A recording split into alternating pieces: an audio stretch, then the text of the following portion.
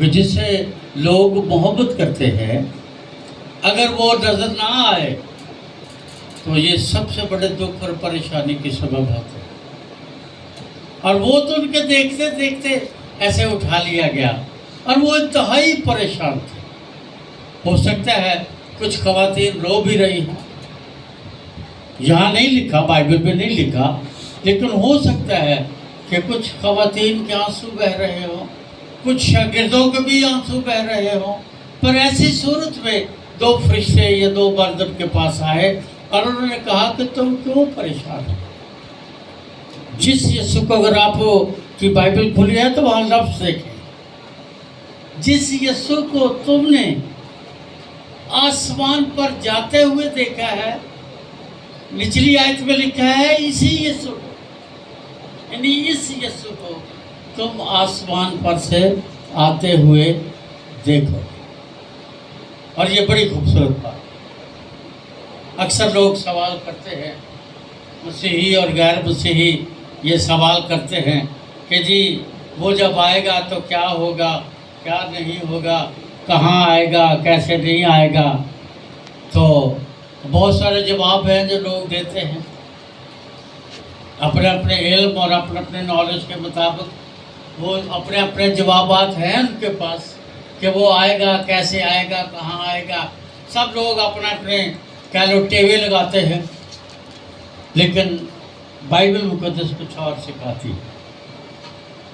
Bible مقدس اعمال کی کتاب میں یہ بات بالکل واضح کرتی ہے کہ جس یسوع کو، جس سے مراد یہ ہے کہ انہی خد و خال کے ساتھ، اسی شیپ میں، اسی لباس میں، جس یسوع کو تم نے اپنے جلال میں آسمان پر جاتے دیکھا ہے، یہ اسی طرح اپنے جلال میں واپس آئے گا۔ کوئی بدلی ہوئی، کوئی تبدیل شدہ شخصیت نہیں ہے، جس کے بارے اکثر مسیحی اور غیر مسیحی جو ہے وہ ابہام کا شکار ہے۔ اور یہی وہ وجہ ہے کہ میں رسولوں کے اعمال کو، اس کتاب کو میں اکثر لکھا ہے اس میں، اور رسولوں کے اعمال کی کتاب ہی ٹھیک ہے، میں یہ نہیں کہہ رہا کہ یہ غلط ہے، لیکن میں اپنے ایمان کے اعتبار سے اسے رسولوں کے اعمال کی جگہ روح القدس کے اعمال کی کتاب کہتا ہوں۔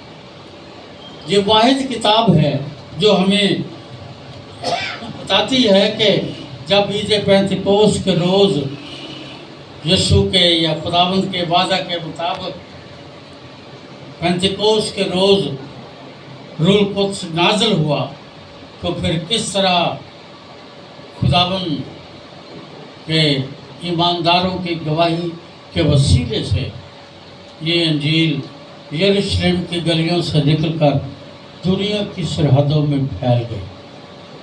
یہ اعمال کی کتاب جو ہے یہ ہمیں خداوند کے ان ظہوروں کے بارے بتاتی ہے جو مختلف لوگوں پر مختلف اوقات میں ہوئے، جیسے دمشق کی راہ پر پولوس پر یسوع ظاہر ہوا اور اس نے پولوس سے کہا تو مجھے کیوں ستاتا ہے۔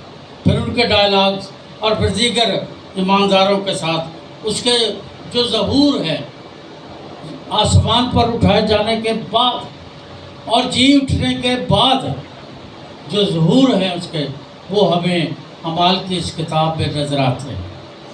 پھر اس کا آسمان پر چلے جانا، پھر روح القدس کا نزول عید پینتیکوست کے روز، پھر یروشلم سے کلیسیا کا آغاز، پھر اس کلیسیا کا ارتقاء کہ وہ کلیسیا کیسے بڑھتی چلی گئی اور کس طرح وہ کلیسیا عالمگیر سطح پر پھیل گئی اور جامع اور مکمل طور پر پھیل گئی۔ اس کی ایک خوبصورت اور ثبوتوں کے ساتھ، اثبات کے ساتھ اس کتاب میں ایک تاریخ موجود ہے جس کو انسانوں نے بڑی کوشش کی ہے کہ اس کو جھٹلایا جا سکے یا اس میں کوئی تبدیلی پیدا کی جائے، لیکن وہ آج تک نہیں کر پائے۔ تو یہ رسولوں کے اعمال کی کتاب جو ہے میرے نزدیک، جیسا میں نے شروع میں آپ کو بتایا کہ میری نظر میں ٹھیک ہے یہ رسولوں کے اعمال کی کتاب ہے، پر مجھے میرا ایمان یہ کہتا ہے کہ یہ روح القدس کے اعمال کی کتاب ہے، اور روح القدس کے جو اعمال کی کتاب ہے، میں نے شروع میں آپ کو بتایا مقدس لوکا اس کے رائٹر ہیں یا مصنف ہے، اور انہوں نے اس کتاب کو لکھا ہے۔ لیکن اس کتاب میں انہوں نے لوکا کی انجیل کے مقابلے میں ایک مختلف مضمون پر بات کی، اور وہ مضمون کیا ہے کہ یسوع جو باتیں کرتا رہا اور سکھاتا رہا۔ ہم سکھاتے رہتے ہیں اور کرتے کچھ نہیں۔ ہم اپنے بچوں کو، بڑوں کو، ٹیچرز کو، بچوں اسٹوڈنٹس کو ساری زندگی سکھاتے رہتے ہیں اور خود کر کے نہیں دکھاتے۔ اور جب تک آپ کریں گے نہیں، یہ میری بات میں دوبارہ اس لیے دہرا رہا ہوں کہ یہ بہت اہم بات ہے۔ نفسیات میں، سائیکالوجی میں، یہ انسان کی نفسیات ہے کہ انسان 80% دیکھ کے سیکھتا ہے۔ بچہ جب پیدا ہوتا ہے، کون اس کو سکھاتا ہے کہ دودھ کہاں ہے، اس کا کھانا کہاں ہے؟ کون سکھاتا ہے؟ کوئی نہیں سکھاتا۔ کون اس کو بتاتا ہے کہ یہ تیری ماں ہے؟ سارے چپ کراتے ہیں، پر وہ اپنی ماں کے پاس جا کے چپ کر جاتا ہے۔ جو کچھ وہ دیکھتا ہے وہ ساری زندگی اس کو لرن کرتا ہے، پڑھتا ہے۔ اس لیے یہ کتاب جو ہے، اس کا نام میں رول قدس کے اعمال، جو خداوند کا پاک روح کرتا رہا اور سکھاتا رہا۔ عید سعود جو ہے، اس کو عید کہتے ہیں، اور یہ ہے عید سعود۔ اور میں نے آپ کو بتایا ہوا ہے کہ عید کا مطلب جو ہے وہ اکثر جو میں اور آپ ہم سب ہیں، ہم کہتے ہیں جی عید کا مطلب خوشی کرنا۔ خوشی کرنا نہیں، عید کا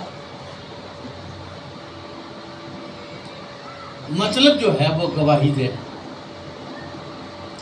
عید کا مطلب کیا ہے؟ گواہی دینا۔ یعنی اگر آج ہم عید سعود منا رہے ہیں تو ہم خداوند کے آسمان پر اٹھائے جانے کی کیا کر رہے ہیں؟ گواہی دے رہے ہیں۔ اس کے لیے جو عبرانی زبان کا لفظ ہے، جو یرمیہ اس کا 8واں باب اس کی 22ویں آیت میں ہے، اور وہاں لکھا ہے جلاد۔ اور وہاں بڑی مشہور آیت ہے، آپ کو زبانی یاد ہوگی، کیا جلاد میں روغن بلسانے سے، کیا وہاں کوئی طبیب نہیں؟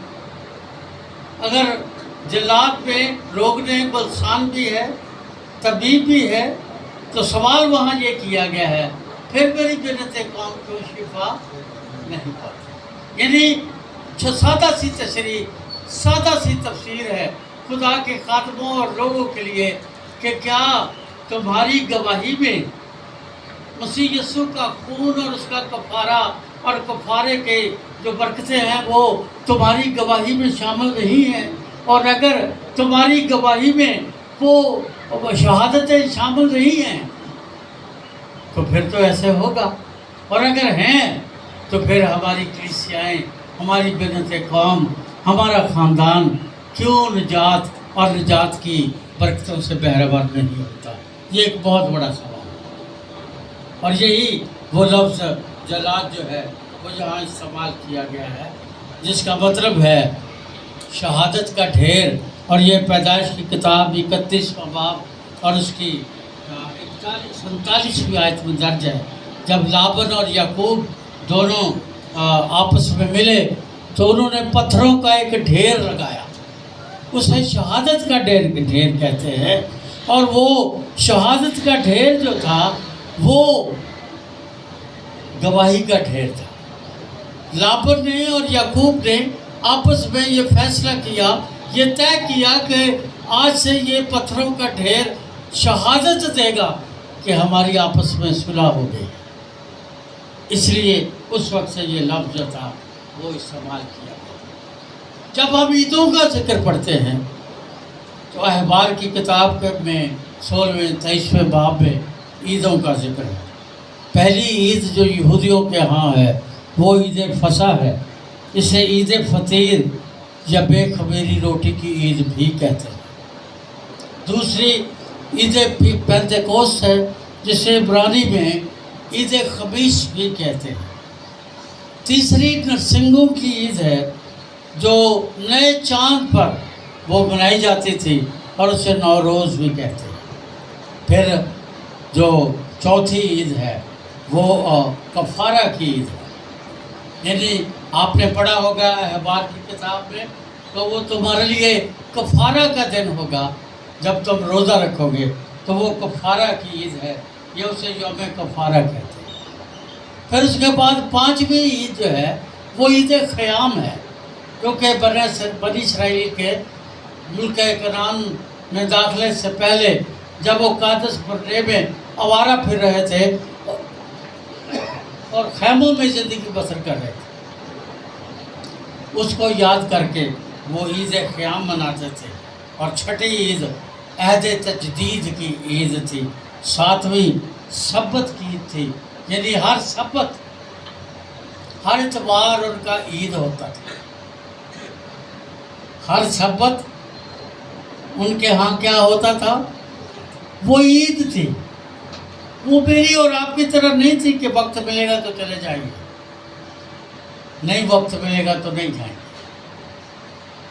وہاں وہ ایسے نہیں کرتے، وہ ہر سبت کا وہ عید کے طور پر مناتے تھے، اور جیسے دوسری عیدیں منائی جاتی تھی اس کو اسی طرح مناتے تھے۔ لیکن آج جب ہم عید سعود کے بارے پڑھا ہے ہم نے، تو پھر یہ یاد رہے کہ عید سعود کا تعلق عہد عتیق سے نہیں، عید سعود کا تعلق یہودیوں سے نہیں، عید سعود کا تعلق جو ہے وہ صرف اور صرف مسیحیوں کے ساتھ ہے، اور مسیحیوں نے 310 عیسوی میں اسے قائم کیا، اور پھر یہ عید آج تک ساری دنیا میں کسی نہ کسی لیول سے منائی جاتی ہے۔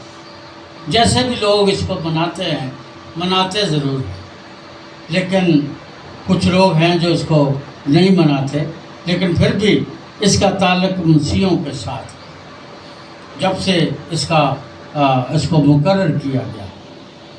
یہ جو عید ہے، یہ اگر آپ کبھی غور کریں، ابھی جب ہم رسولوں کا عقیدہ یا ایمان کا اقرار پڑھ رہے تھے، تو آپ نے سب نے مل کر کہا کہ وہ پینتوس پلاطوس کی حکومت میں دکھ اٹھایا، مصلوب ہوا، مر گیا، دفن ہوا، عالم ارواح میں تیسرے دن مردوں میں سے، آگے کیا لکھا ہے؟ یہ عید سعود ہے۔ یہ میری اور آپ کے ایمان کی بنیاد ہے۔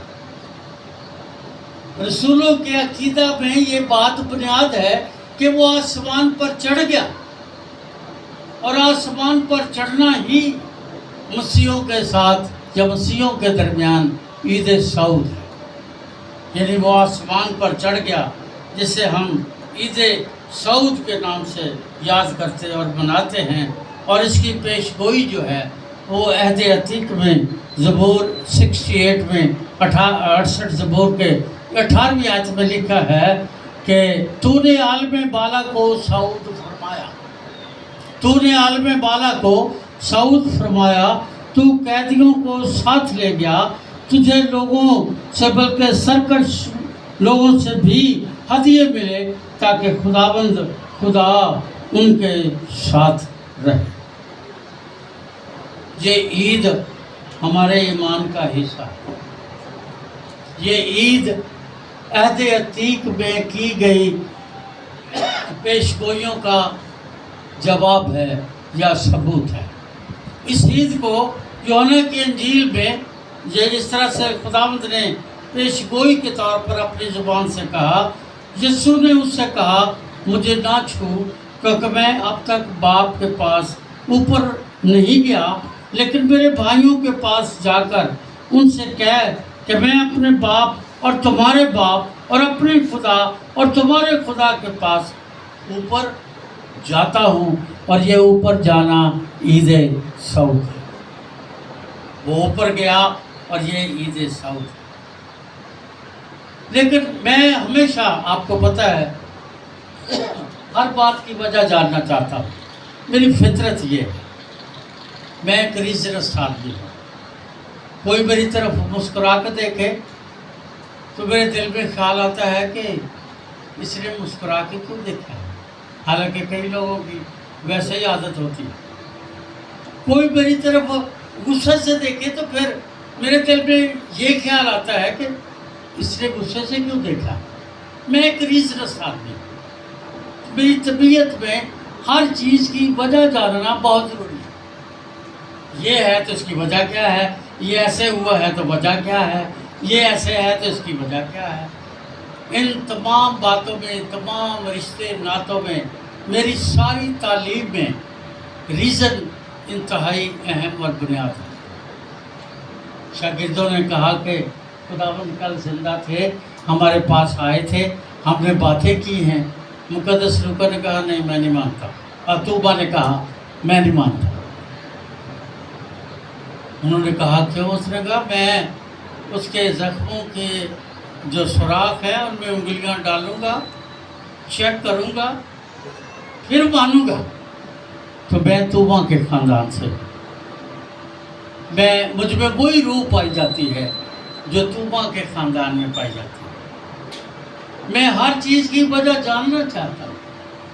مسیح یسوع ان کے دیکھتے دیکھتے آسمان پر اٹھا لیا گیا. فرشتوں نے آ کر ان کو بتایا جس یسوع کو تم آسمان پر جاتے دیکھتے ہو اسی یسوع کو آتے بھی دیکھو گے. اس کے آسمان پر اٹھائے جانے کا مقصد کیا تھا؟ بیسیکلی میرا سوال یہ ہے، میں نے بتایا نا میں ریزنسٹ ہوں. میری ریزن یہ ہے کہ وہ کیوں آسمان پر اٹھایا گیا. وہ آسمان پر سے تو آیا تھا، کوئی ضروری تھا کہ دیکھتے دیکھتے اٹھایا جاتا اور پھر بدلی نے اسے چھپا لیا. یہ لکھا. آخر اس کا مقصد کیا تھا؟ کیوں عید سعود کے لیے خدا کے کلام میں یہ بات ہمیں سیکھنے کو ملتی.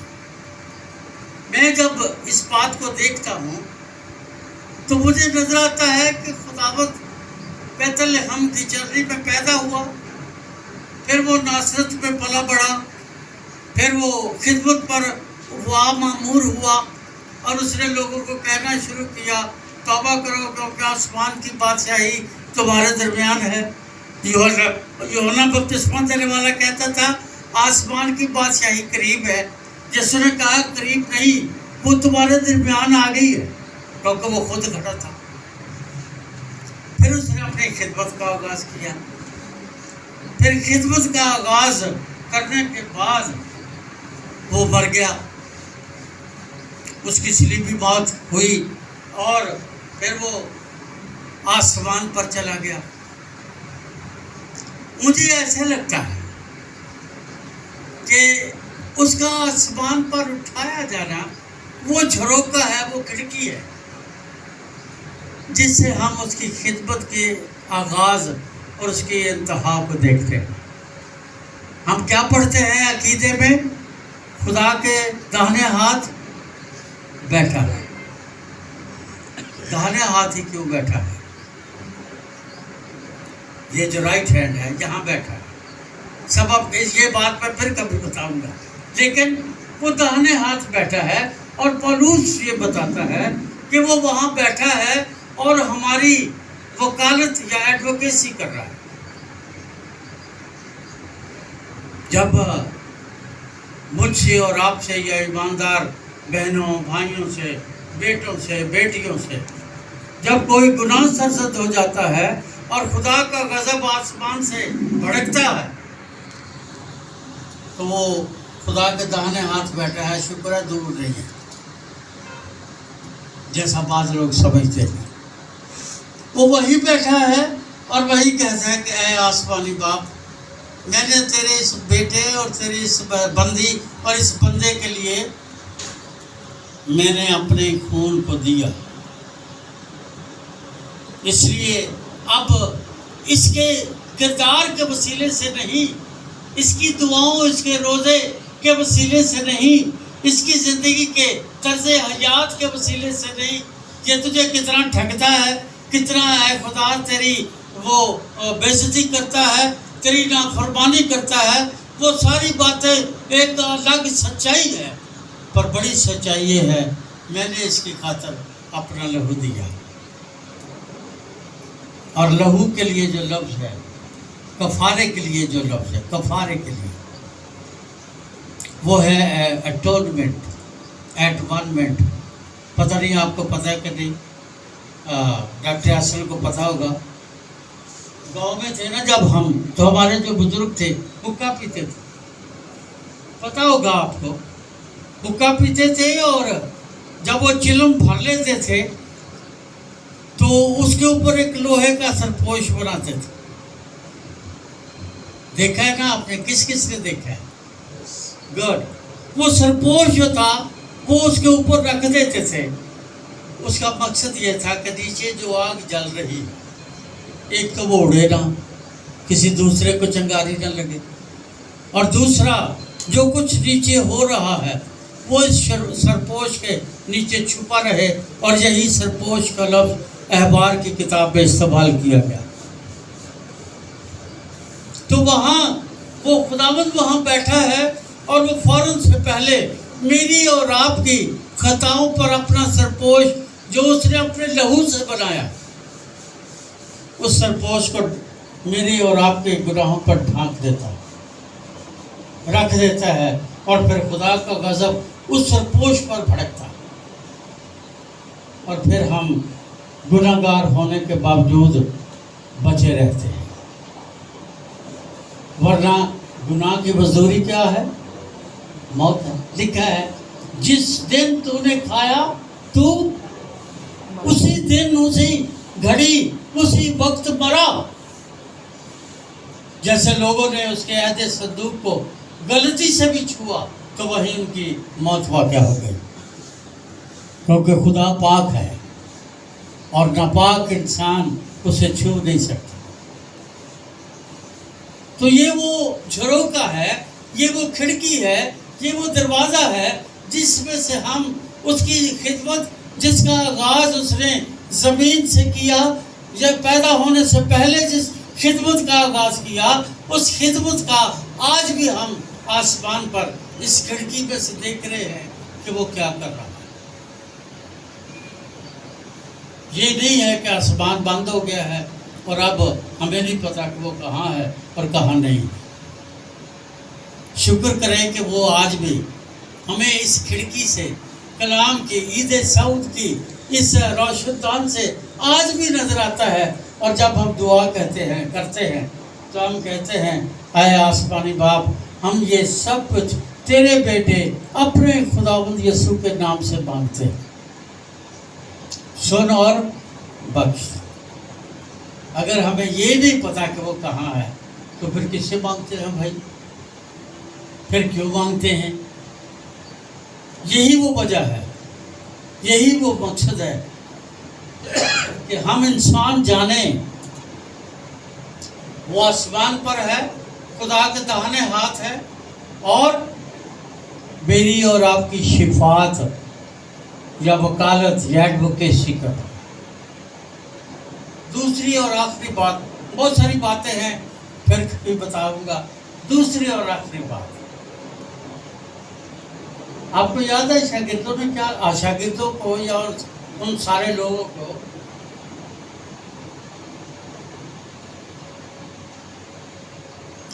وہاں ان فرشتوں نے کیا کہا؟ پڑھا ہے آپ نے بائبل کو؟ دیکھیں ذرا کیا لکھا ہے. آئے گلیلی مردوں، زور سے پڑھے، جس کو بھی اگر روٹی کا کھا کے ناشتہ کر کے آیا تو ذرا زور سے. کیوں کھڑے آسمان کی طرف دیکھتے ہو؟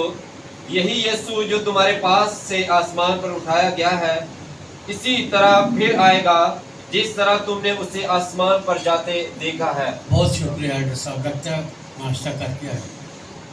Very good. کیا کہا ان فرشتوں نے؟ جس یسوع کو تم نے آسمان پر جاتے ہوئے دیکھا ہے क्या लिखा है आगे? इसी यीशु को, कोई बदला हुआ नहीं होगा। यीशु यही होगा पर जलाल फर्क होगा। अब जब वो आएगा तो जिंदों और मुर्दों का इंसाफ करने को आएगा।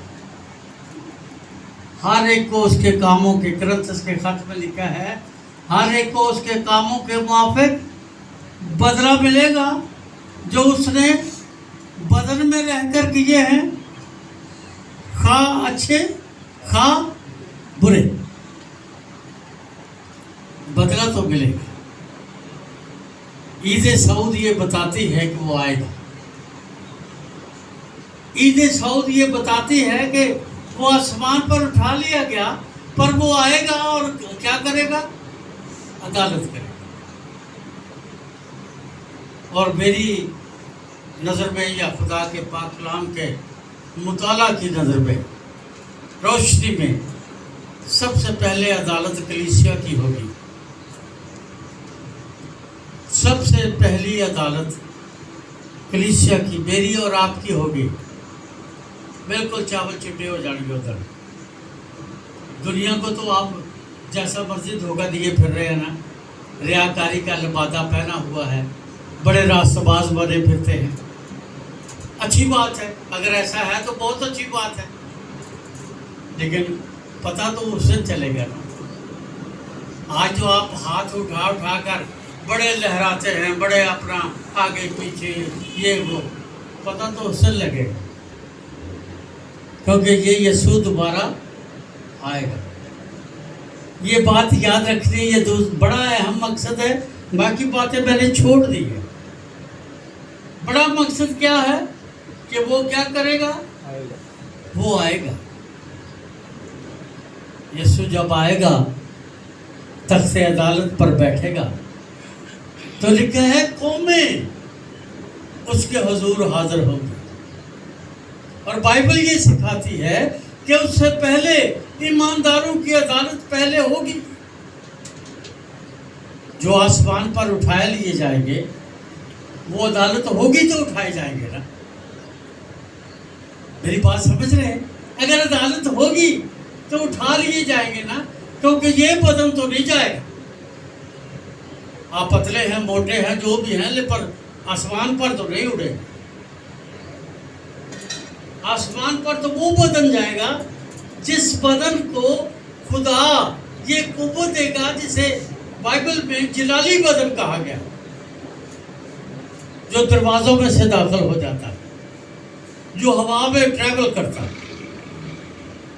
ये वो बदन होगा जो खुदा के जलाल में तब्दील हो जाएगा। और जब जलाल में तब्दील हो जाएगा तो फिर ये ट्रैवल भी कर सकेगा, फिर हवा में भी उड़ सकेगा। मुझे किसी ने सवाल किया था कि जी वो जब आसमान पर उठा लिया जाएगा, कलीसिया जब उठा ली जाएगी, तो ज़रूरत क्या है आपकी? मैंने कहा बात तो आपकी सही है।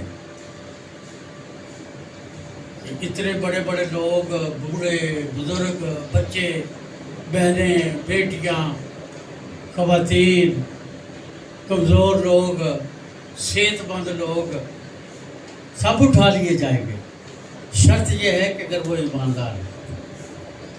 शर्त ये मत समझा करें कि मुझे उठा लिया जाएगा।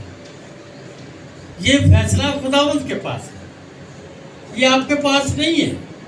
हाँ, दुनिया को आप बता सकते हैं, झूठ बोलने में क्या फर्क पड़ता है, पहले भी दूसरे बोलते हैं। एक और सही, तो मुझे उसने सवाल किया कि इसका क्या मतलब क्या है? आसमान पर उनको बुला के ईमानदारों को करना क्या है? मैंने कहा जो गिरजे में गीत नहीं गाता वो आसमान पर फरिश्तों के साथ कैसे रहेगा? जो गिरजे में दुआ नहीं करता वो आसमान पर 24 घंटे फरिश्तों के साथ कैसे कुद्दूस कुद्दूस हर वक्त पुकारता रहेगा? जो इस जमीन पर इंतहाई गंदे लिबास के साथ भले धोबी के धुले हुए हैं, इस लिबास के साथ खुदा की इबादत करता है, वो इस लिबास के साथ तो आसमान पर इबादत नहीं करेगा। वहां तो सिखाया जाएगा, ट्रेनिंग दी जाएगी कि फरिश्तों के दरमियान कैसे रहना है। इतने से घर से दो जी नहीं इकट्ठे रहना, आसमान पर तो पता चलेगा कि फरिश्तों के साथ कैसे रहते हैं और फरिश्तों के साथ कैसे इबादत करते हैं, फरिश्तों के साथ कैसे गीत गाते हैं। ਇੱਥੇ ਖੜੋ ਕੇ ਬੰਦਾ ਗੀਤ ਗਾਉਂਦਾ ਹੁੰਦਾ ਹੈ, ਉੱਥੇ ਮੈਨੂੰ नहीं सुनता। फरिश्ते तो आसमान पर ऐसे नहीं गाते। आप किसी मैं रात को एक इबादत में था, तो वहाँ कुछ लोग थे जो दो लोग थे जो सुर ताल को तबले और हारमोनियम में बातों को बड़ा मजा आया प्रसज का। तो मैंने कहा मुझे बड़ा अच्छा लगता है जब आप गीत गाते हो, वरना कलीसिया के लोग 10 लोग हों या 100 लोग गिरजे में बैठे हों, एक दूसरे से मिलके गाता ही नहीं है, आदत ही नहीं, हमें आदत ही नहीं है। तो आसमान पर तो फरिश्ते ऐसे नहीं गाते। आसमान पर तो वो लोग एक ही आवाज में मिलकर गाते हैं। और मुकाशफा में लिखा है कि फरिश्ते भी तेरे हजूर खड़े रहते और कुद्दूस कुद्दूस पुकारते। इसलिए जब अदालत होगी तो अदालत से पहले मेरी और आपकी अदालत होगी। कौमों की अदालत से पहले मेरी और आपकी अदालत होगी। हमें आसमान पर उठा लिया जाएगा। अगर हम तोले गए और पूरे निकले तो फिर आसमान पर उठा लिया जाएगा और फिर फरिश्तों के साथ रहकर तरबियत दी जाएगी, कैसे दुआ करनी है, कैसे गीत गाने हैं, कैसे लिबास पहनने हैं। क्योंकि वहाँ लिखा है ये वो लोग हैं जिन्होंने अपने जामे बर्रा के खून में धोकर क्या किया है, पाक और साफ कर लिया। तो शायद ये जो आपका मेरा और आपका लिबास है ये वहाँ काम नहीं आएगा।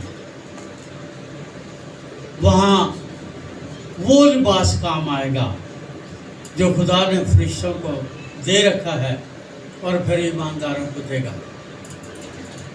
दूसरा लिबास काम आएगा जो वो देगा।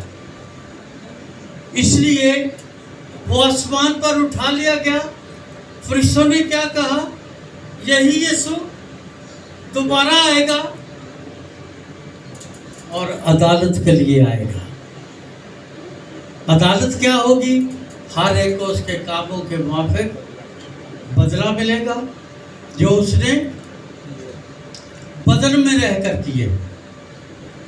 लोग रूहां बचाने लिए बड़े फिक्रमंद रहे, बड़े बड़े क्रूसड हो रहे जी ही रूहां बचा रहे, बदन कोई नहीं बचा रहा।